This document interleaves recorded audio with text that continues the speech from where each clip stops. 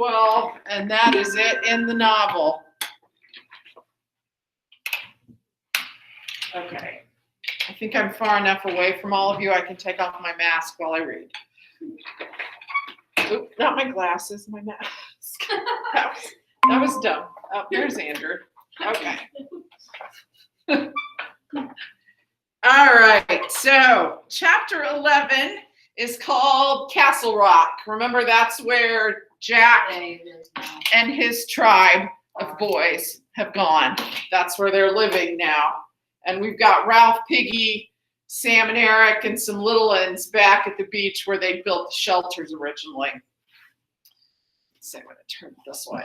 So, in the short chill of dawn, the four boys gathered around the black smudge where the fire had been, while Ralph knelt and blew. Now remember, Jack and a couple of the others took Piggy's glasses during the night. Gray, feathery ashes scurried hither and thither at his breath, but no sparks shone among them. The twins watched anxiously, and Piggy sat expressionless behind the luminous wall of his myopia. And that means he can't see. That's what somebody who doesn't see well is myopic or myopic. It's usually myopic. Ralph continued to blow till his ears were singing with the effort, but then the first breeze of dawn took the job off his hands and blinded him with ashes. He squatted back, swore, and rubbed water out of his eyes. No use. Eric looked down at him through a mask of dried blood. Piggy peered in the general direction of Ralph. Of course it's no use, Ralph. Now we got no fire. Ralph brought his face within a couple of feet of Piggy's. Can you see me? A bit. Ralph allowed the swollen flap of his cheek to close his eye again. They've got our fire. Rage shrilled his voice. They stole it. That's them, said Piggy. They blinded me. See, that's Jack Meridew. You call an assembly, Ralph. We got to decide what to do. An assembly for only us? It's all we got. Sam, let me hold on to you. They went toward the platform. Blow the conch, said Piggy. Blow as loud as you can. The forests re-echoed, and birds lifted, crying out of the treetops as on that first morning ages ago. Both ways the beach was deserted. Some little ones came from the shelters. Ralph sat down on the polished trunk, and the three others stood before him. He nodded, and Sam and Eric sat down on the right. Ralph pushed the conch into Piggy's hands. He held the shining thing carefully and blinked at Ralph. Go on then. I just take the conch to say this. I can't see no more, and I got to get my glasses back. Awful things has been done on this island. I voted for you for chief. He's the only one who ever got anything done. So now you speak, Ralph, and tell us what, or else. Piggy broke off, sniveling. Ralph took back the conch as he sat down. Just an ordinary fire. You'd think we could do that, wouldn't you? Just a smoke signal so we can be rescued? Are we savages or what? Only now there's no signal going up. Ships may be passing. Do you remember how he went hunting and the fire went out and a ship passed by and they all think he's best as chief? Then there was, that's his fault too. If it hadn't been for him, it would never have happened. What's he talking about there? What's the thing he doesn't say that's also Jack's fault? Simon's dead. Yes. He said if not for Jack, that wouldn't have happened. He also isn't referring to Jack by name. He's saying he, but they all know who he's talking about. He doesn't even want to say his name. I think I said before, almost like he's Voldemort.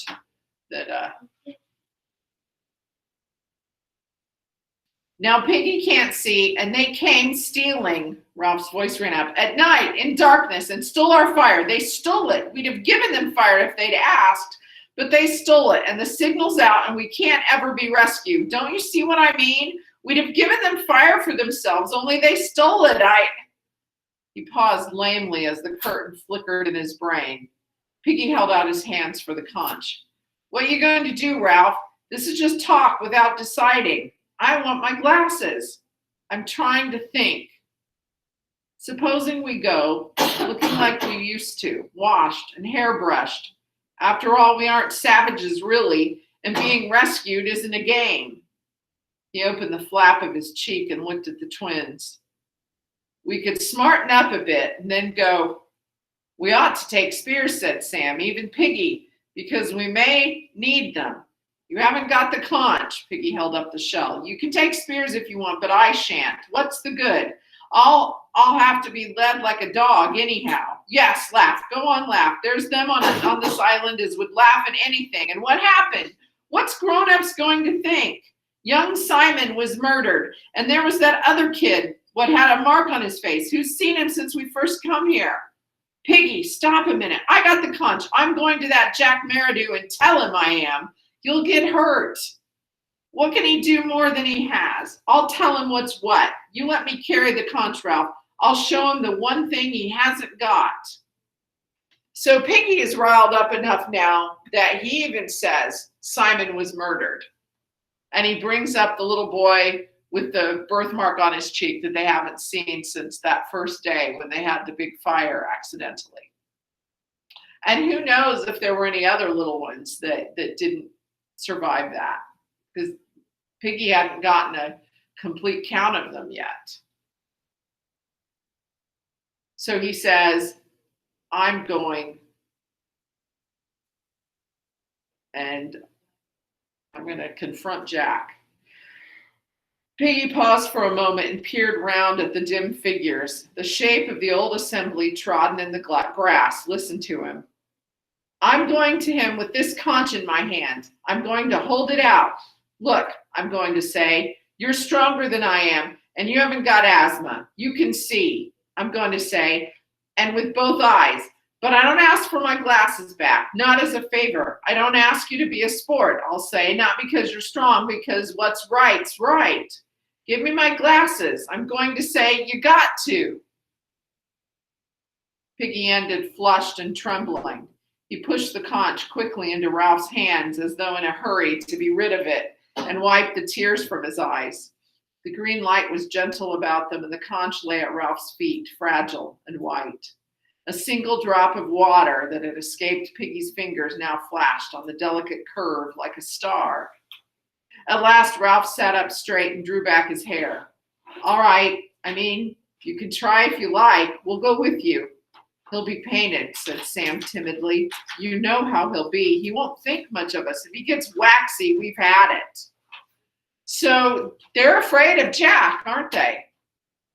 They have every reason to be afraid of Jack. And they all kind of think when they say he's waxy, meaning he gets mad and he loses his temper and he's a little crazy. That's what they're saying, okay? And who knows what he'll do.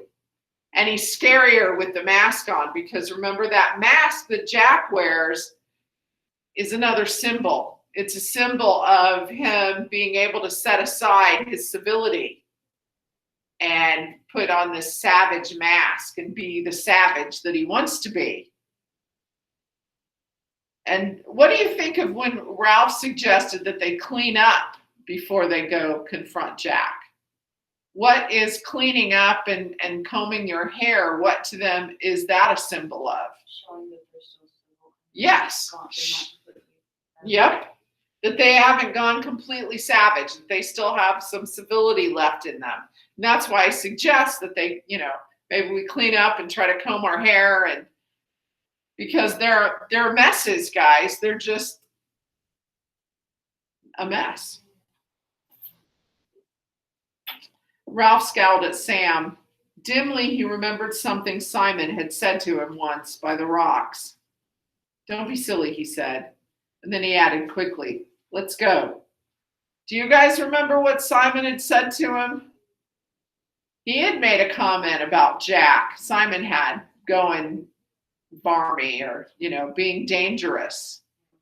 And Simon had also said that he was afraid of not of the beast, but of maybe not specifically Jack, but all of them losing their humanity, their civility.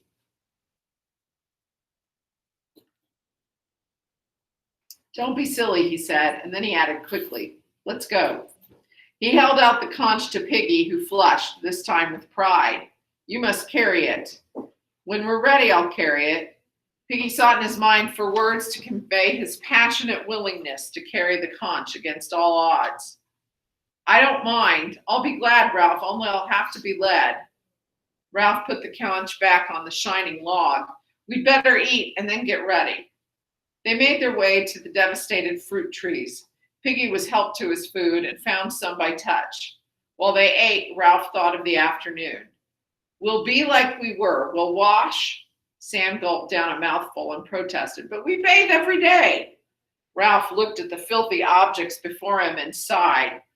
The filthy objects are the other boys, because they are. They don't realize, sure, they're in the water every day, but they're not really cleaning, We ought to comb our hair, only it's too long.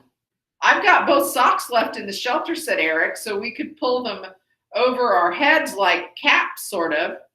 We could find some stuff, said Piggy, and tie your hair back. Like a girl. No, of course not. Then we must go as we are, said Ralph, and they won't be any better. Eric made a detaining gesture. But they'll be painted. You know how it is. The others nodded. They understood only too well the liberation into savagery that this concealing paint brought. So again, they're talking about how they've all painted up their faces and it conceals who they are and lets them be these savage creatures. Okay. That's what he's saying by the liberation. It's freeing. Well, we won't be painted, said Ralph, because we aren't savages. Sam and Eric looked at each other. All the same, Ralph shouted, no paint. He tried to remember. Smoke, he said. We want smoke. He turned on the twins fiercely. I said smoke. We've got to have smoke. There was silence, except for the multitudinous murmur of the bees. At last, Piggy spoke kindly. Of course we have, because the smoke's a signal, and we can't be rescued if we don't have smoke. I knew that, shouted Ralph. He pulled his arm away from Piggy. Are you suggesting?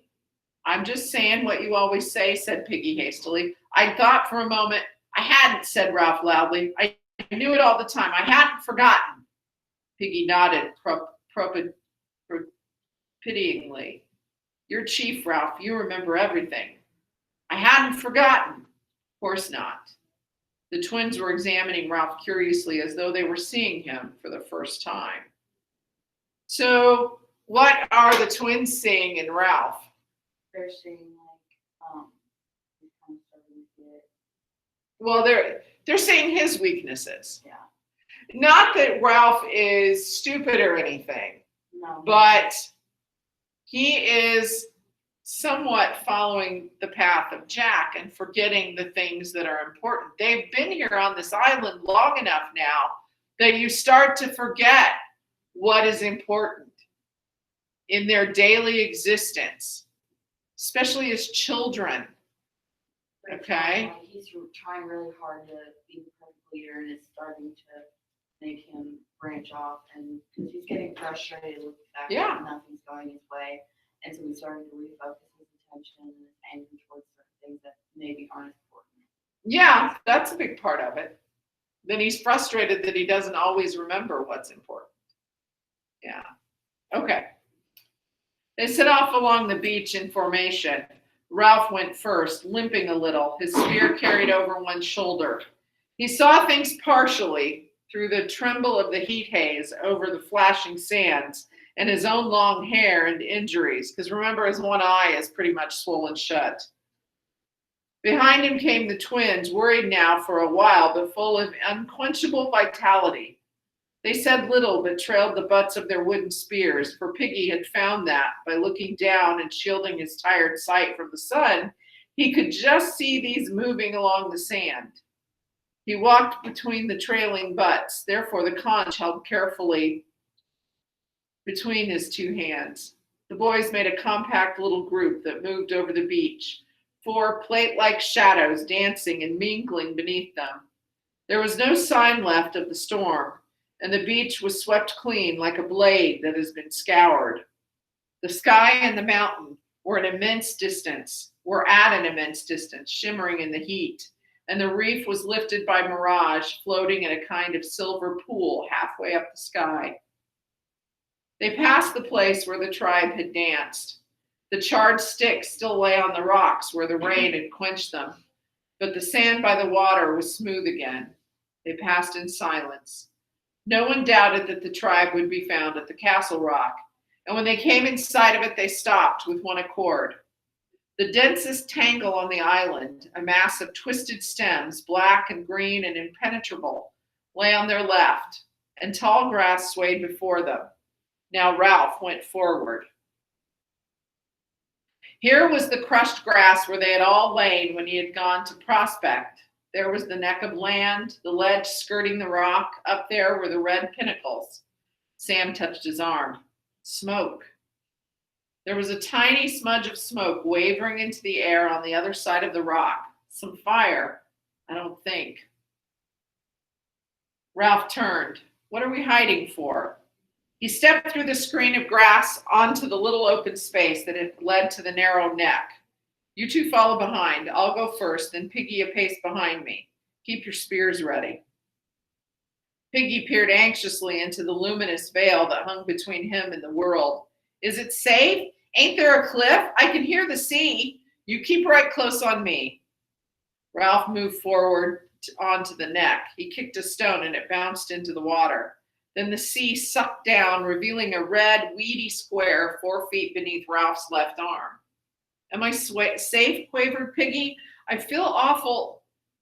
High above them, from the pinnacles, came a sudden shout, and then an imitation war cry that was answered by a dozen voices from behind the rock.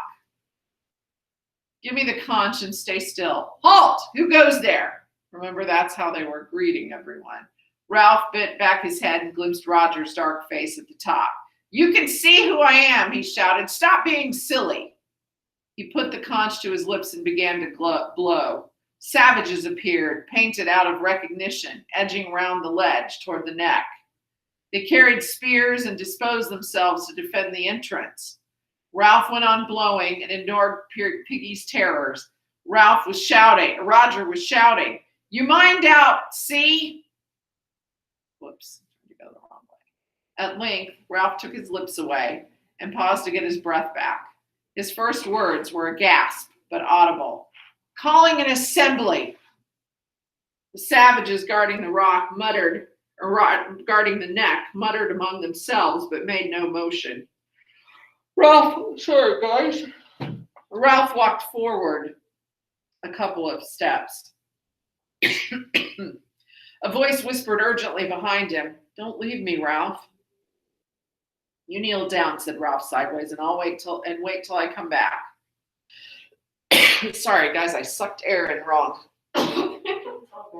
He stood halfway along the neck and gazed at the savages intently. Freed by the paint, they had tied their hair back and were more comfortable than he was. Ralph made a resolution to tie his own back afterwards.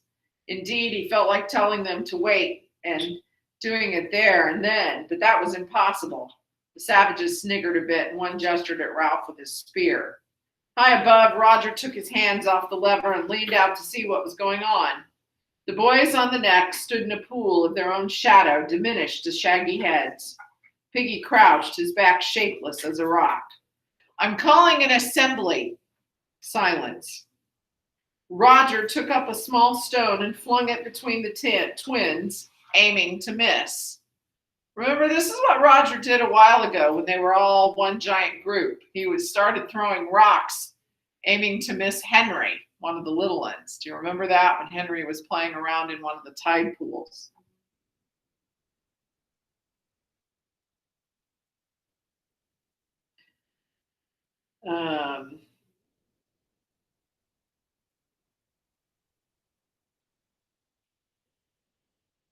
They started, and Sam only just kept his footing. Some source of power began to pulse in Roger's body.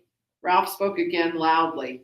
I'm calling an assembly. He ran his eye over them. Where's Jack?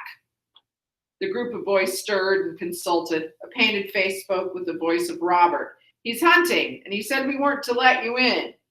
I've come to see about the fire, said Ralph, and about Piggy Specs. The group in front of him shifted and laughter shivered outwards from among them. Light, excited laughter that went echoing among the tall rocks. A voice spoke from behind Ralph. What do you want? The twins made a bolt past Ralph and got between him and the entry. He turned quickly. Jack, identifiable by personality and red hair, was advancing from the forest. A hunter crouched on either side. All three were masked in black and green. Behind them, on the grass, the headless and paunched body of a sow lay where they had dropped it. Piggy wailed. Ralph, don't leave me. With ludicrous care, he embraced the rock, pressing himself to it above the sucking sea. The sniggering of the savages became a loud, derisive jeer.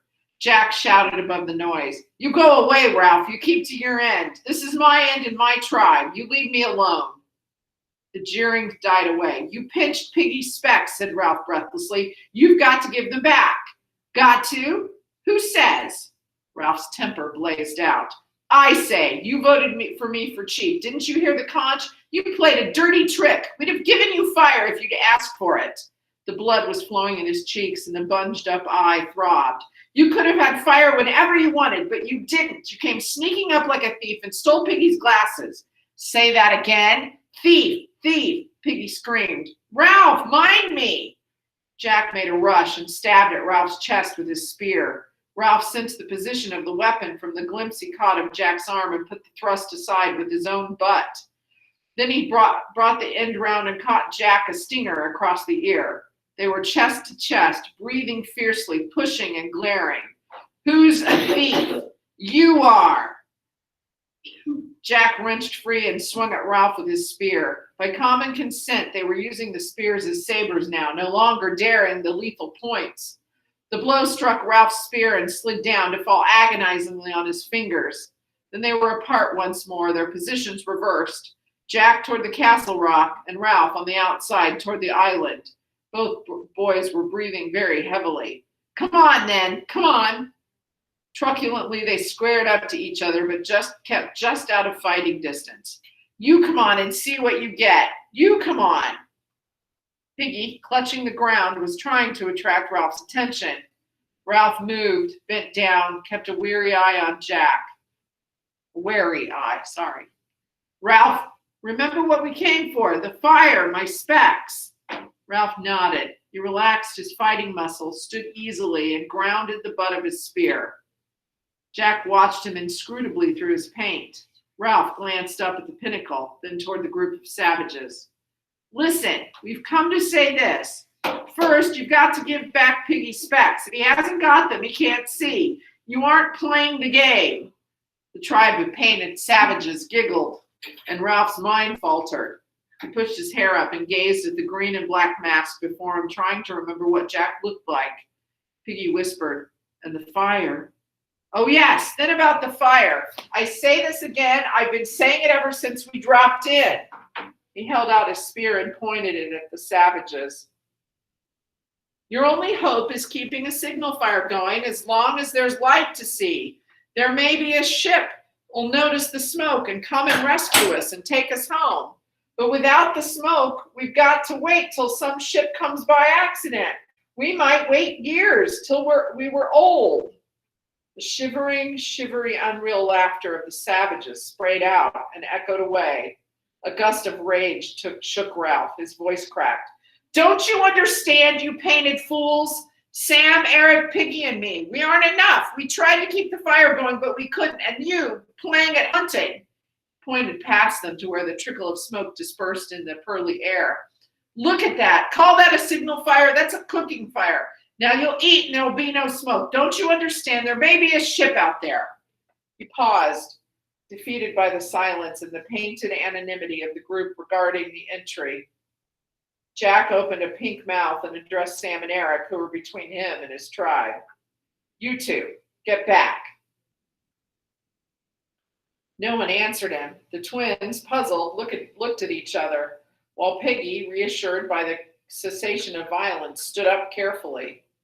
Jack glanced back at Ralph and then at the twins. Grab them! No one moved. Jack shouted angrily, I said grab them!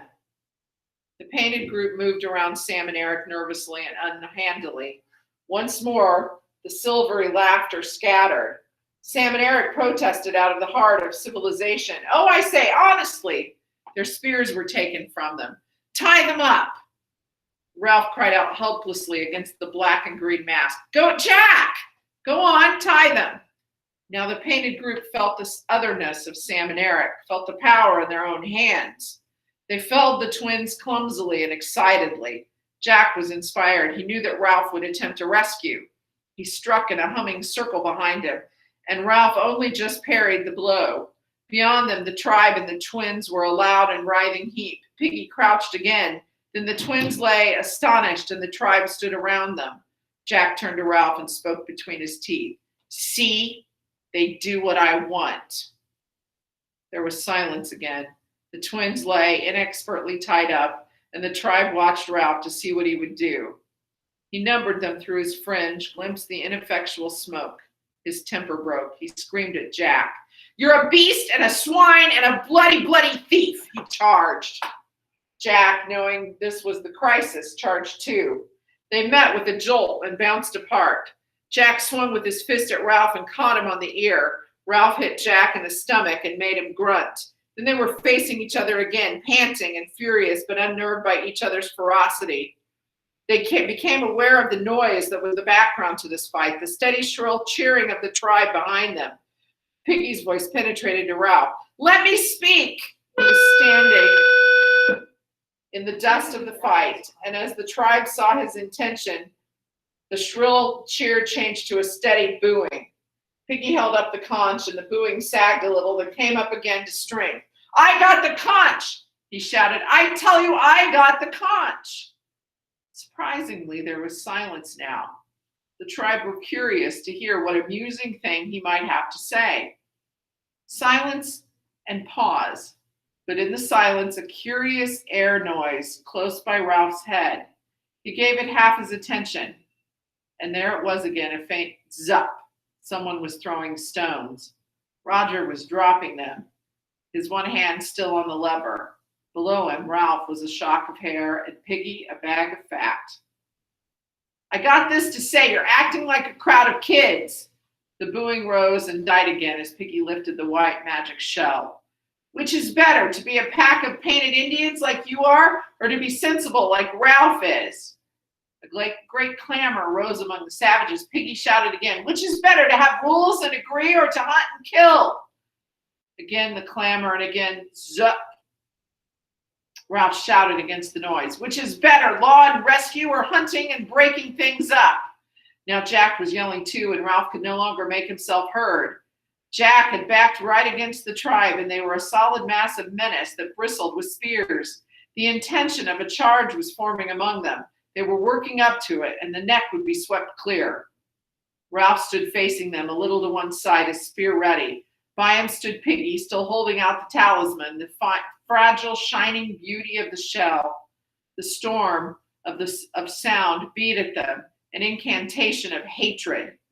High overhead, Roger, with a sense of delirious abandonment, leaned all his weight on the lever. What's the lever for? Girls, what's the lever for? The rock. The big rock. Ralph heard the great rock before he saw it. He was aware of a jolt in the earth that came to him through the soles of his feet and the breaking sound of stones at the top of the cliff. Then the monstrous red thing bounded across the neck, and he flung himself flat while the tribe shrieked. The rock struck Piggy a glancing blow from chin to knee. The conch exploded into 1,000 white fragments and ceased to exist. Piggy, saying nothing, with no time for even a grunt, traveled through the air sideways from the rock, turning over as he went. The rock bounded twice and was lost in the forest.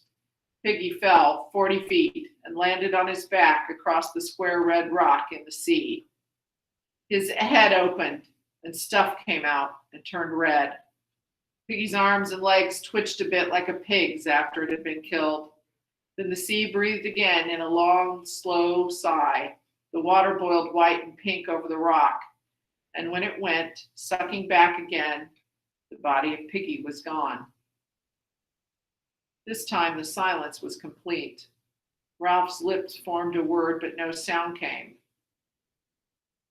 Suddenly, Jack bounded out from the tribe and began screaming wildly. See, that's what you'll get. I meant that. There isn't a tribe for you anymore. The conch is gone. He ran forward, stooping. I'm chief. Viciously, with full intention, he hurled his spear at Ralph. The point tore the skin and flesh over Ralph's ribs and sheared off and fell in the water. Ralph stumbled, feeling not pain, but panic. And the tribe, screaming now like the chief, began to advance. Another spear, a bent one that would not fly straight, went past his face, and one fell from on high where Roger was. The twins lay hidden behind the tribe, and the anonymous devil's faces swarmed across the neck. Ralph turned and ran. A great noise as of seagulls rose behind him. He obeyed an instinct that he did not know he possessed, and swerved over the open space so that the spears went wide. He saw the headless body of the sow and jumped in time. Then he was crashing through the foliage and small boughs and was hidden by the forest. The chief stopped by the pig, turned and held up his hands. Back to the fort. Presently, the tribe returned noisily to the neck where Roger joined them. The chief spoke to him angrily. Why aren't you on watch? Roger looked at him gravely. I just came down. The hangman's horror hung round him. The chief said no more to him, but looked down at Sam and Eric. You got to join the tribe. You let me go and me. The chief snatched one of the few spears that were left and poked Sam in the ribs.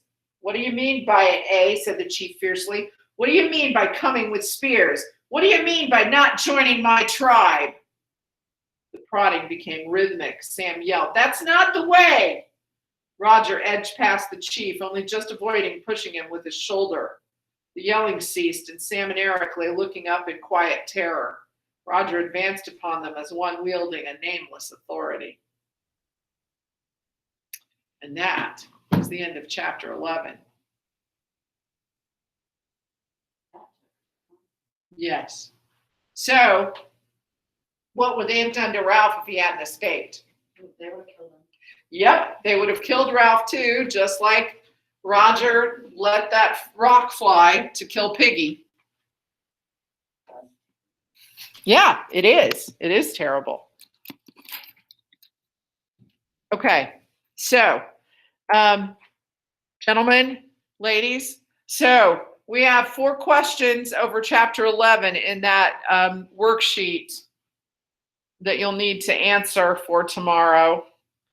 So things have really taken a turn. Some things to remember in this chapter, besides the death of Piggy and the capture of Sam and Eric, and the fact that Ralph is fleeing for his life, is that Jack has gone full savage. I mean, we knew he was already there, but he's got the rest of the tribe. They're hidden behind these painted masks that's let them go, and they've resulted to killing.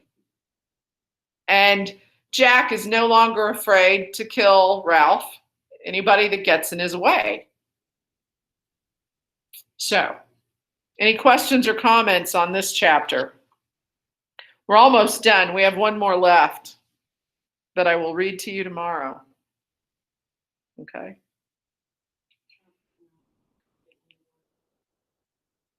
Okay. Okay. So, boys, I'm going to stop the recording. I'm going to try to stop the recording. There we go. All right.